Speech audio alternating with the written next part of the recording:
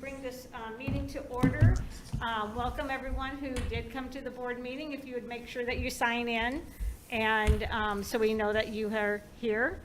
And would you please take roll? Ms. Atkins. Mr. Hendricks. Here. Mr. Houston. Here. Mrs. McDaniel. Here. Mr. Stauffer. Here. Mr. Weilich. Here. Mrs. Shepard. Here. Can I get a motion to approve the September 20th, 2021 agenda? So moved. Second. Any discussion? Vote, please. Mr. Hendricks. Yes. Mr. Houston. Yes. Mrs. McDaniel. Yes. Mr. Stauffer. Yes. Mr. Weilich. Yes. Mrs. Shepard. Yes. Commendation and good news. Yeah, we've got, let Dave make a couple announcements here. We have one in particular that is extremely exciting. Sure.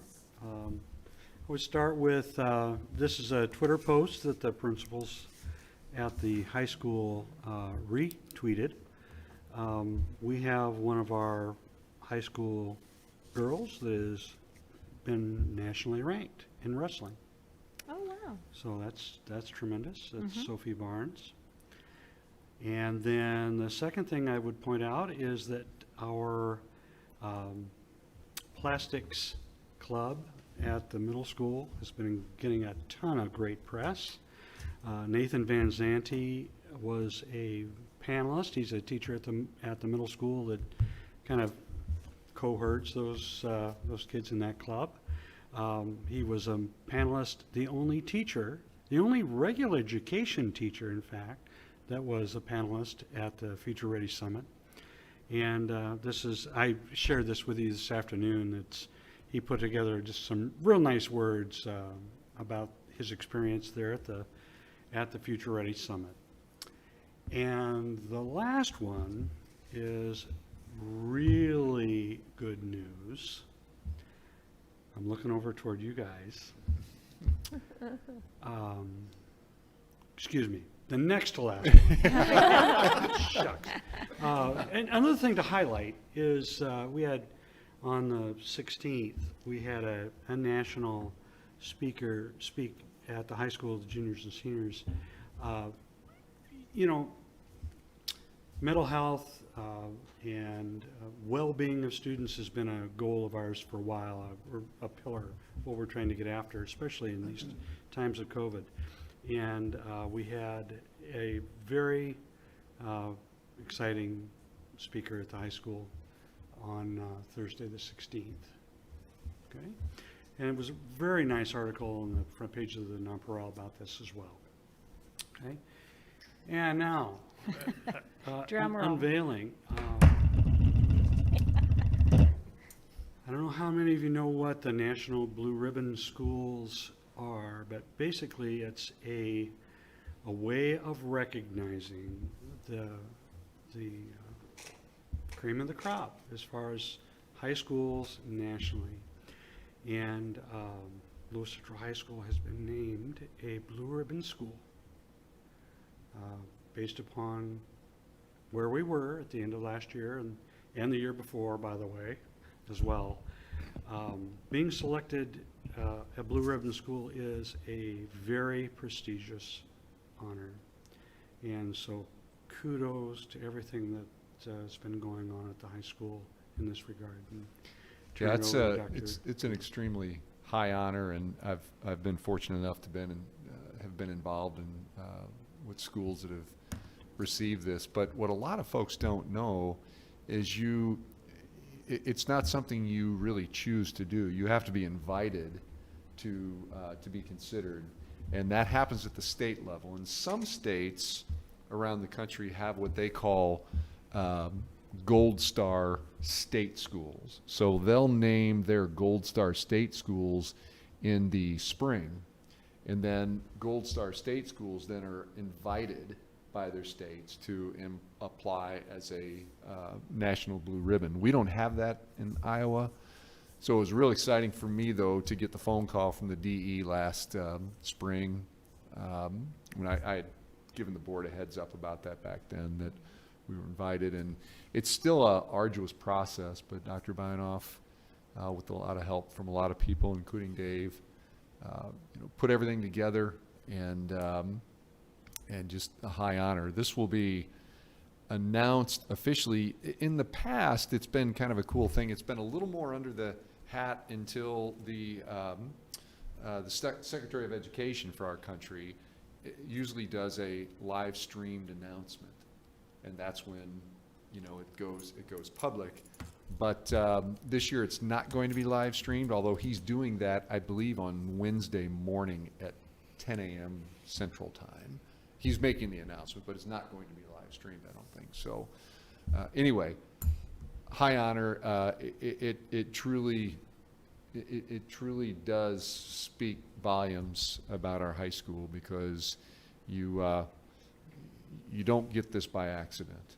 You don't get it by accident. So kudos to the students and the staff and the leadership, and just years of focusing on excellence. Absolutely. With this, they're going to announce it. Is there anything, a program or anything that will happen?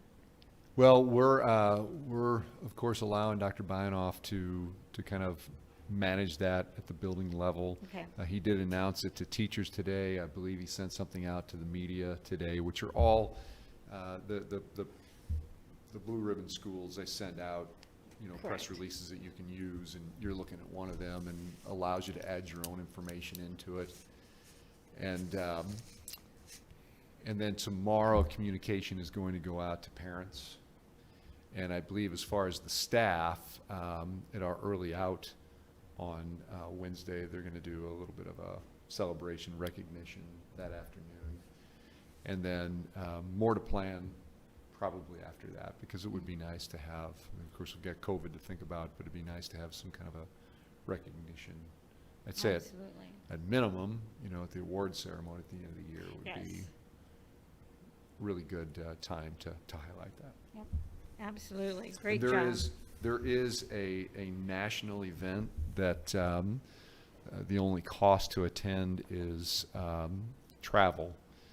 They kind of put it into a 2-day conference where there's kind of a best practices showcase, but they invite the superintendent, they invite a principal and a teacher. And so I think Dr. Beinoff's working through who that may be. And I have in the past, I don't know if it's changed this year, in the past I have offered to forfeit my attendance if that meant somebody else could go. It used to be 5 people were allowed. They've only got 3. I think that's because of COVID. But in the past, of course, I have the option to not go, but I couldn't pass that on to, you know, say another teacher or another administrator or something like that. It's superintendent only. So I'll check with that in case, since it's 3, but I can't imagine that they've changed that protocol. So we'll be ironing that out. But at minimum, Dr. Beinoff will go probably with me and hopefully a teacher as Teacher. well. Great. Anyone else? Commendation and good news? Kind of hard to top that one. Okay. We'll go on to comments and suggestions. This is the portion of our agenda that anyone in the audience can address the school board. And anyone online, if they want to make comments, we can get those also. All right. Consent agenda. Can I get a motion to approve? So moved. Second. Any discussion? We do have one additional addition to the Personnel sheet? personnel sheet. Okay. It's in section B.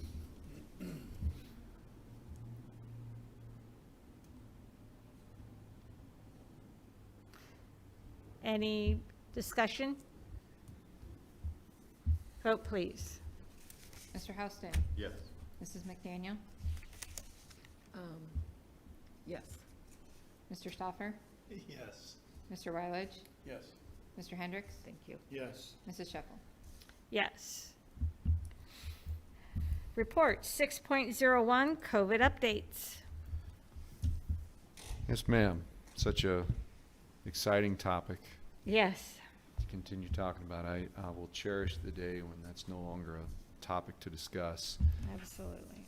Just a little bit of an update on our numbers. They've been a little volatile, you know, and as we move on to the year, and an example of that, you know, a week ago, last Friday, we were concerned because Titan Hill numbers were going up, and they had 17 positives. Over the course of the week, that went in the right direction. In fact, when we came back this morning, it was 3. It's back. Oh, I'm not supposed to say specific if it's under 5. I apologize. No, it's still under 5, so I'll just leave it at that. It's still under 5 this afternoon, but it did adjust a little bit. You know, our high school has been under 5 the entire year, which is great news. And Kreft, the same, under 5 all year. We've had positives in all of our buildings, but not, you know, not more than 5 in those few. The middle school is one we're watching right now.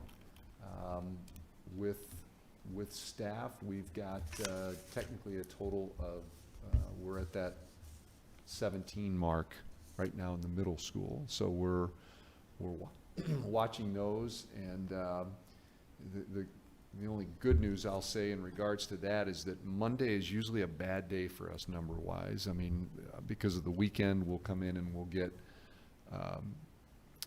the more than usual numbers of people who have tested positive over the weekend. We really didn't have that today. It was kind of calm. I don't know if this is officially wood, but it was kind of Okay. calm. So that's a good thing. Our total positives district-wide is 29. That's in staff and students.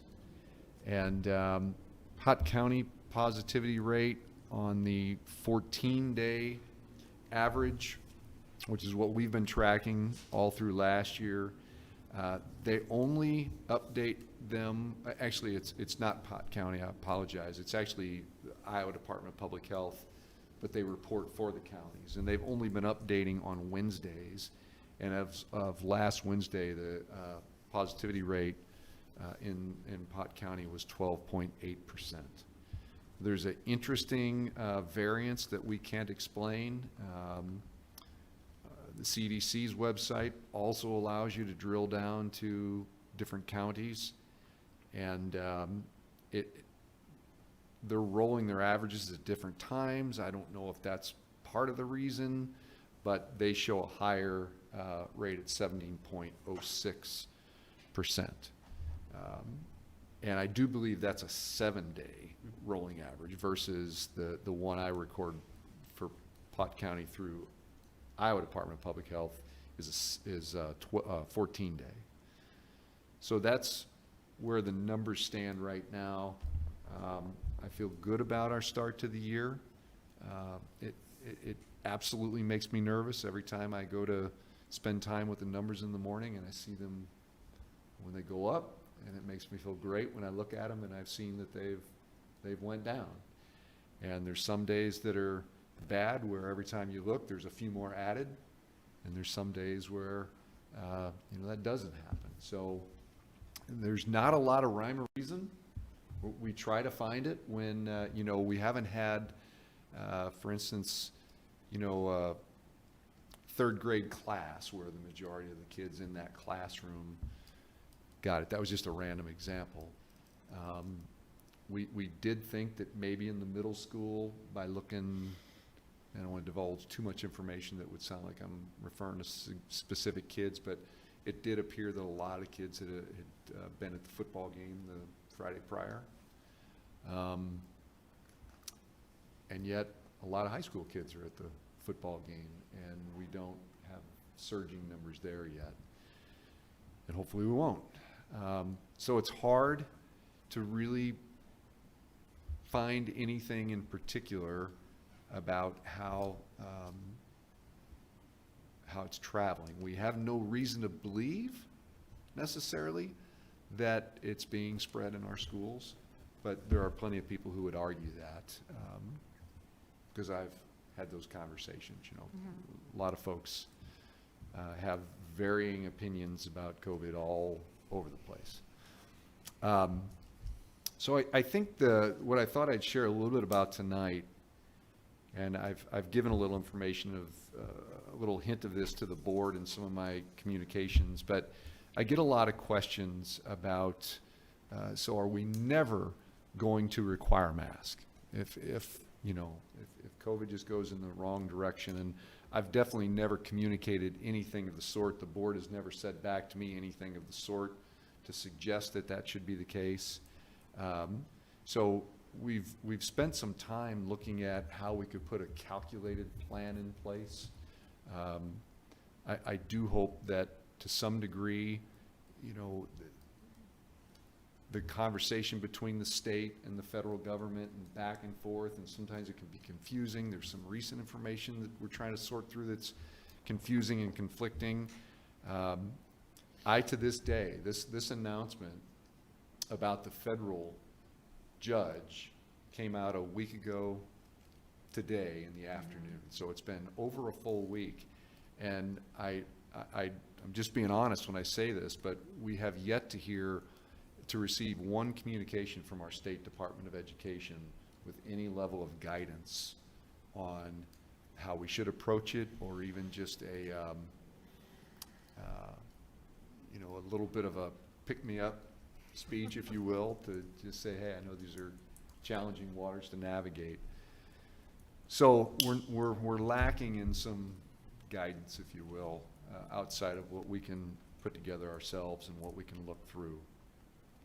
And one thing that I want to note before I talk about, you know, this concept of how we're going to continue managing the numbers and when and or if we would have to utilize a more of a requirement with masks. You know, this is the third year that I've had to send communications out regarding COVID. You know, if you stop and you think about that. And every one that I send out, depending on what the content of that is, phone rings, the emails come in, and it's, you're wrong about this, or you're right about this, or you didn't look at this, or you looked at this, or you should have looked at this. In the vast majority of folks are A, they're passionate, and they're, no matter where they stand on the issue, they are advocating for their children. It's not a horrible thing, right? It's people feeling the need to advocate for their children. But clearly, you know, you can talk to one parent who will say that any version of any kind of masking is horrible for kids, and they'll cite various things and talk to you about that. And I'm not one to, you know, to pass judgment on what they believe about their kids and their families. And others will say, look, you should have a mask mandate in place, here's this data, and you should rely on this. And it's just difficult. And what I think is important to Lewis Central is that Lewis Central is a community steeped in tradition, steeped in unity, and there's a lot of pride in LC. I learned a lot about that before I ever showed up here. And I often say I'm extremely proud to be, you know, leading the district. And we need to be a model of unity. And I think anytime we're moving in directions that is not considering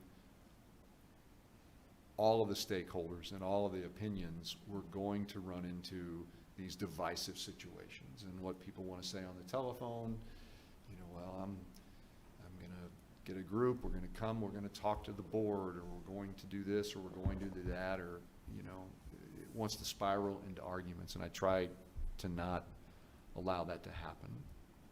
But I think if we consider something that is more of a middle ground, so if you're pro-mask all the time, you give a little bit and understand there will be circumstances, scenarios where we will use them, and I'll talk about what that would be. And if you're anti-mask all the time, if you can realize or appreciate that we don't intend at this point in time, unless we would just have a horrible situations where our schools, people forget, a big part of this is keeping our schools functioning. We don't want to go to remote learning for all of our students like we had a couple of years ago. I think the two people sitting right there would say that was nothing you would ever want to experience again, right? Right. So that is, and I don't think anybody disagrees about that. That's a common ground we can find, is that that's the goal. But if we have the virus running so rampant in our buildings and it starts taking down staff again, that's when we really run the risk of not being able to function as a school district. So we monitor numbers on a daily basis, but what we're going to do, we're planning to do going forward, is that the key day, and by the way, this is similar to what you can find with a lot of different districts throughout the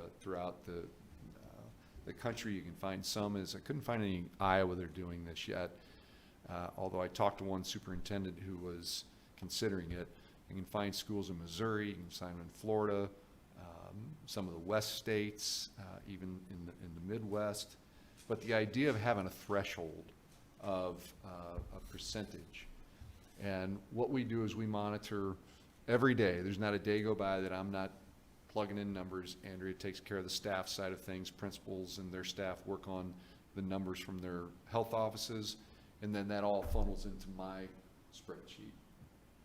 And if on a Friday, if we look at a running 3-day average, if it were to reach or be beyond 3%. I was talking possibly 2. The more I look at places that do this, I find a lot of them that run the range 3 and above. So, and also, just to give you an idea, last year at our high point, in fact, our high school at one time had 22 positives in the building at one time. If you factor in staff and students, that's probably somewhere right around the 2%. And we stayed functioning during that time. So it seems to possibly raise that bar makes a little bit of sense. So we would look on Friday if we would see any week that we had a running 3-day average of 3% or higher in any building. So we're monitoring each building. So it could be that one building would have this issue, and kind of we see that right now. None of them are at or above 3%. But if we did see that, then we would put a mask requirement in place for 2 weeks, not indefinitely, just 2 weeks' time, and we would continue to monitor the numbers. And at the end of that 2 weeks, if that running average is back down, then we would go back to optional. The other thing that would be different to show a little more freedom in the mask usage, it would only be indoors on the buses. It would not be outdoors. There's a lot of different data about that this year compared to last year. So it would only be indoors. And also, this is something I would get a lot of requests for last year, and that is when children are independently working at their desk and social distance to some extent, we would allow for self-regulating mask breaks in the classroom. So, you know, when you're in one of these above 3%, we go for a 2-week stretch. You get up, you walk around the halls and the big crowds and all that indoors, your mask is on. You sit down in a classroom, you're independently working by yourself, and you're not partnering with others or giving a presentation or what have you, you can self-regulate a mask break in the classroom. And again, we would do that 2-week time frame. Now, somebody says, well, what if you come in on a Monday and things just went through the roof? We hope that never happens. I hope we never have a school that hits 3%. We're definitely not there yet. But if it came in and went through the roof, Dave and I talked at length about this today. Dave is, by the way, if you don't know, a great statistician. So he's a great guy when you want to slice up numbers and kind of figure out what's the best way to calculate things. But we thought of the idea of Dave proposed the idea of a trigger point above the 3%. And since the range I see around the country is between that 3 and 5, we thought that would be a 5%, which that would be, just to make it clear for the numbers, we would have probably more issues pertaining to COVID at 5% in a building, probably relative to staff. We would probably be at a point where we were trying to figure out if we can function in that school, because assuming there'd be a fair share of staff in there, whether that be bus drivers, food service workers, or teachers. So, but if it hit the 5%, that's the only time we would immediately go to a 2-week requirement of mask. And then we would do the same monitoring every Friday. We take a look at it, and definitely at the Friday at the end of a 2-week. And again, as I already said, the numbers that I just talked to you about earlier, those are not at or nearing 3%. So this is not anything we'd be implementing now. In fact, it's not anything that so far at the high school or at Kreft would even remotely have been threatened throughout the year. You know, the numbers at the middle school, if they keep going in that direction, they could get there. But we're hoping they're a little static today, and we're hoping that it stays static or does this. And Titan Hill self-corrected without anything. So that's the idea of why we decided, when there was so much confusion between what was happening at the state and what was happening on the federal level, to do something, for lack of a better term, well, immediate. Did not seem to be, for us, the prudent thing to do based on the numbers we have, which is why we did not recommend changing a protocol. So we're not really changing the protocol now. We're just saying, as we continue to monitor, these are thresholds that would cause me to contact the board and say, you know, here's what we're going to do. Now, again, as I said early on, I fully realize that if you're 100% pro-mask, not going to be completely happy with this, because it's not a 100% mask plan. If you're 100% anti-mask, you're not going to be happy with this, because it's not a 100% anti-mask plan.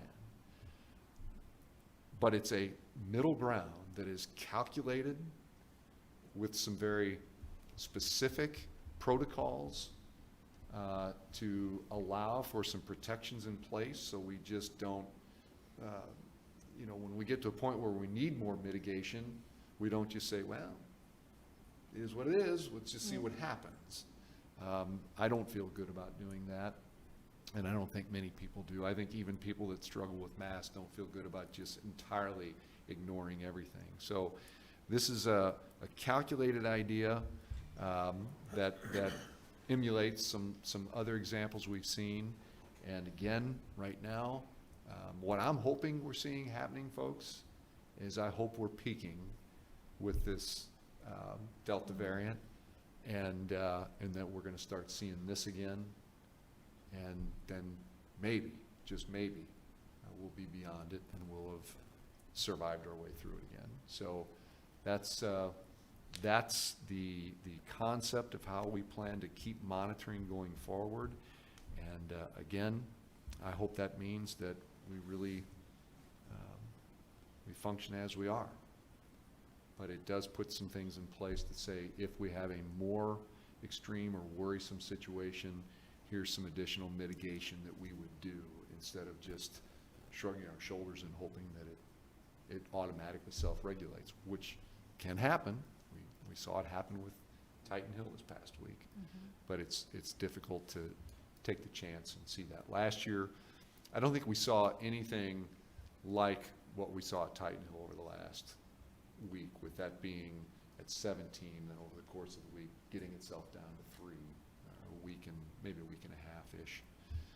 It would usually linger up there longer.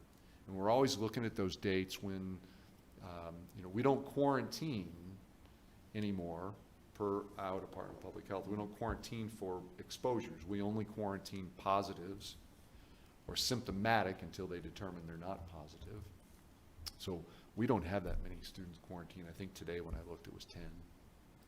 You know, so, but again, this is a calculated effort that I'm hoping, well, I don't expect everybody to be happy with it, but I'm hoping that a lot of folks in the middle can say, you know what, it's reasonable. It's reasonable. And maybe with a little bit of luck and hopefully just a natural progression through this, that it's something in place that we don't have to utilize. Absolutely. So But we have to be prepared, that's the idea. and hate to have to think about something on the fly when this has Right. been laid out, so. If there's any questions about any of that, I can definitely answer them. Okay. We'll go on to discussion items. 7.01, 701, 702, series policies, reviews, updates, and IASB alignments on the second read. So yes, this is the bigger part of the 700s that you already saw on a first read. And as I often say, as we're working through these alignments and updating our legal references and our wording and aligning our numbers to more directly reflect IASB, since that was our chosen policy service now a year and a half ago, I think, when we made that decision. There was nothing, when I presented these on the first read, there was nothing extenuating in any of these, and I did not have any need for clarification or any additional changes since the first read, so they are intact as they were on the first read for the second read. Is there any discussion or questions, comments about any of those policies that we have in front of us?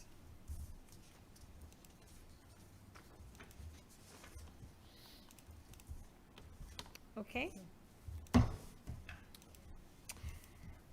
7.02 is 702, 703, 704 series policy reviews, updates, and IASB alignments on the first read.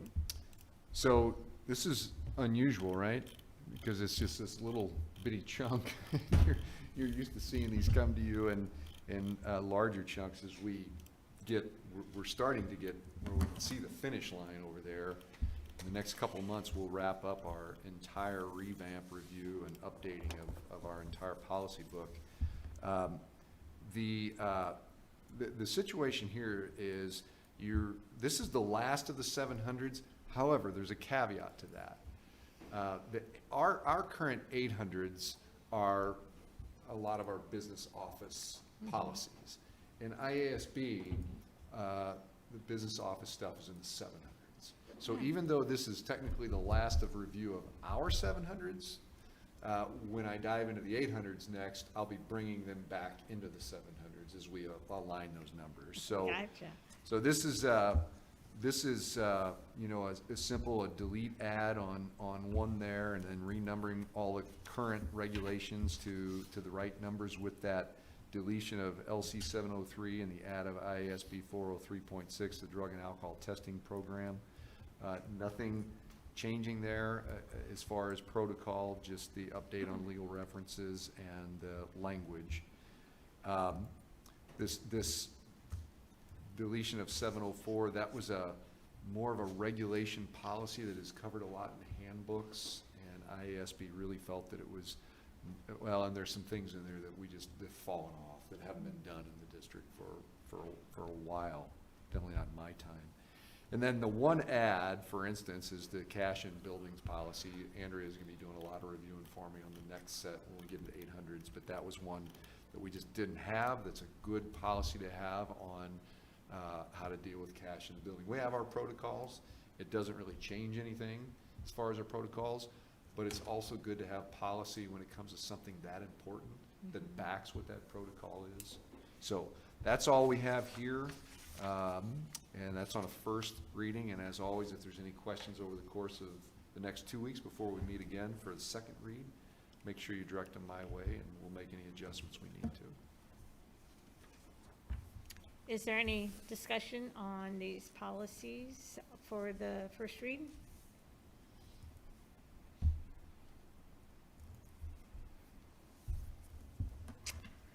All right, we'll go to 7.03, open enrollment request, which is in closed session per Iowa Code 21.51A. Closed session is appropriate to review or discuss records which are required or authorized by state or federal law to be kept confidential. And can I get a motion for the board to go into closed session? So moved. Second. Did you get some of those? Yes. Mr. All right, Hendricks any on the motion and discussion? Houston on the second. Vote, please. Mrs. McDaniel? Yes. Mr. Stoffer? Yes. Mr. Wyledge? Yes. Mr. Hendricks? Yes. Mr. Houston? Yes. Mrs. Sheffel? Yes.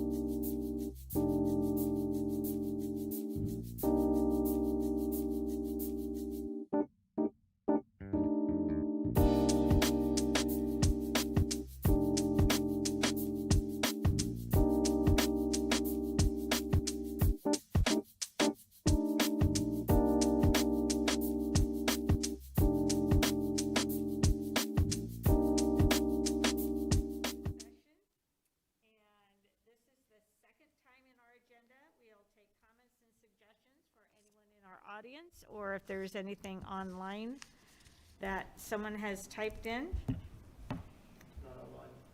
All right. Hearing none, we'll go to action items. 9.01, 701, 702, series policy reviews, updates, and IASB alignments on the second read. Madam Chairwoman, Mr. Hendricks. I'd like to make a motion to approve the policies currently included in the 701, 702, 710, and 711 series, and all accompanying regulations and exhibits as presented on this second reading. Second. Any discussion? Vote, please. Mr. Wyledge, Yes. Mr. Hendricks, Yes. Mr. Houston, Yes. Mrs. McDaniel, Yes. Mr. Stoffer, Yes. Mrs. Sheffield. Yes. 9.02, 702, 703, 704 series policy reviews, updates, and IASB alignments on the first read. Madam Chairwoman, Mr. Hendricks. I'd like to make a motion to approve the policies currently included in the 702, 703, 704, and 403 series, and all accompanying regulations and exhibits as presented on this first reading. Second. Any discussion? Vote, please. Mr. Hendricks, Yes. Mr. Houston, Yes. Mrs. McDaniel, Yes. Mr. Stoffer, Yes. Mr. Wyledge, Yes. Mrs. Sheffield. Yes. 9.03, open enrollment request for student A. Madam Chairwoman, Mr. Hendricks. I'd like to make a motion to deny the open enrollment request for student A as presented. Second. Any discussion? Vote, please. Mr. Mr. Houston, Yes. Mrs. McDaniel, Yes. Mr. Stoffer, No. Mr. Wyledge, Yes. Mr. Hendricks, Yes. Mrs. Sheffield. Yes. Items of interest, future board meetings. We have, October 4th will be our next board meeting. And is there anything else? Homecoming's next week. Okay, go Yeah. Titans. Yeah, homecoming, and I did want to let the board know that this is a little bit tricky this year because we have a board election and we have 4 seats that are open, but the IASB School Board Annual Convention and Conference is November 17th through the 18th. And I just felt, since I got the literature, maybe you all are receiving that too, but just so you did know that that was back on last year. I think that it was virtual. So it is a live conference for, it's definitely for the board members who know for sure they will be here, and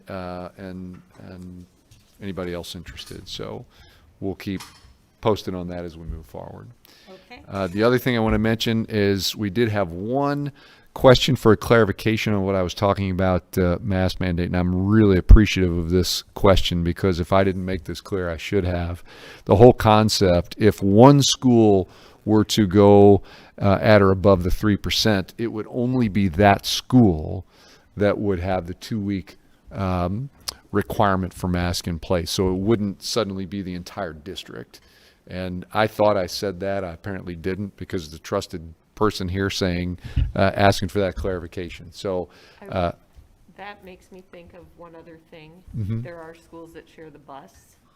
Yeah. So the bus, it would be everybody riding that bus for those 2 weeks, I would assume. yeah, and there's some information we're waiting to hear again from the DE on some confusion between federal. There's a federal order that says public transportation should be using masks, but we were advised at the state to not because of the ban on masks in the state. And now, from what we're hearing, that the governor has possibly conceded that. But we're waiting for some official word, because if that's the case, then it's not a point of us deciding a protocol or you all agreeing. It's a requirement. So it would take care of that in that case. And I assume if we get to that point, again, this is not something that's going to happen tomorrow or next week probably. It's something that, well, I mean, numbers, yeah. Let's- Well, I let's shouldn't have hope said not. that, should I? we don't want Knock it to on happen wood, at yeah. all No, and this just year. a point of clarification that, Yeah. yeah, if it was schools, Yep. if those schools share the bus, That's that's a right. different. Right, if the high school and middle school, they share the Yes. bus, then the high school would also have to. For the bus whoever rides ride. that bus, correct. For the bus, yeah. But it's just for the bus ride. But I think Right. by the time this would happen, my point is I think we're gonna have some clarification On the on the buses. bus situation Gotcha. anyway. But Thank you. anyway, I appreciate that question being answered because it was definitely my intent.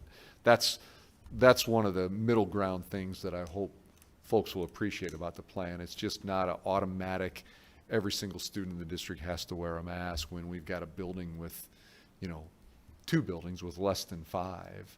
Actually, today, we've got 3 buildings with less than 5. 5 or under, as I'm supposed to say.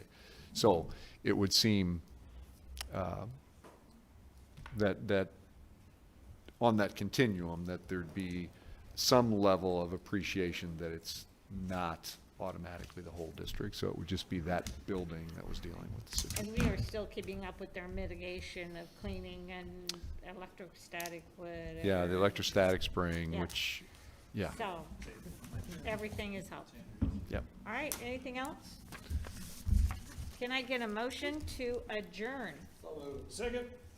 All in favor, say aye. Aye. Opposed, you can stay, but have a nice.